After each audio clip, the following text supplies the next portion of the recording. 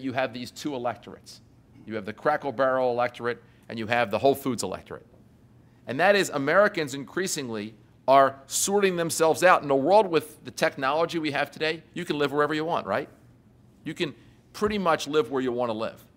So if you like living among people that are like you, and by the way, you can also get information from sources that reinforce what you think. There's a whole bunch of folks who live in blue places, who watch MSNBC, who visit the Daily Kos every day, and they think one thing, and there's a whole bunch of other folks who live in red places and watch Fox News and watch and subscribe to Red State, and they think something else. And they can both live in these different universes and often think different things. So whereas before Walter Cronkite told us all what to think, or at least what we might react to, today it's not just that you have commentators that have different views, and often they cover different issues and have different worldviews. And that sorting out of where you live, of where you get information, and of, because of redistricting, who your member of Congress, your state representative is, all of those things make the environment also increasingly challenged. And finally, the fifth factor, I would say, is the effect of information technology, the effect of the internet, which is the disintermediation of every single relationship.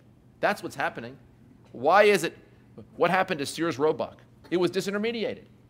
Why are there so few or fewer Barnes & Nobles today than there were before? They were disintermediated. And so the reality is, remember Blockbuster?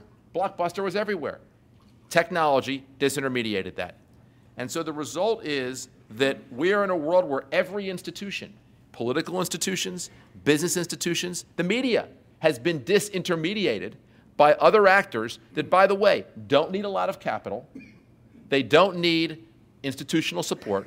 All they need is a creative voice and a loud voice and an ability to get their message out. And they suddenly can take the most highly placed politician or what we thought was powerful incumbent company, and they can essentially take over, disintermediate it. We're in a world where there's essentially an army of Davids, if you think of David versus Goliaths. And the internet gives all of them the same technology David had, the ability to win, notwithstanding their relative weakness.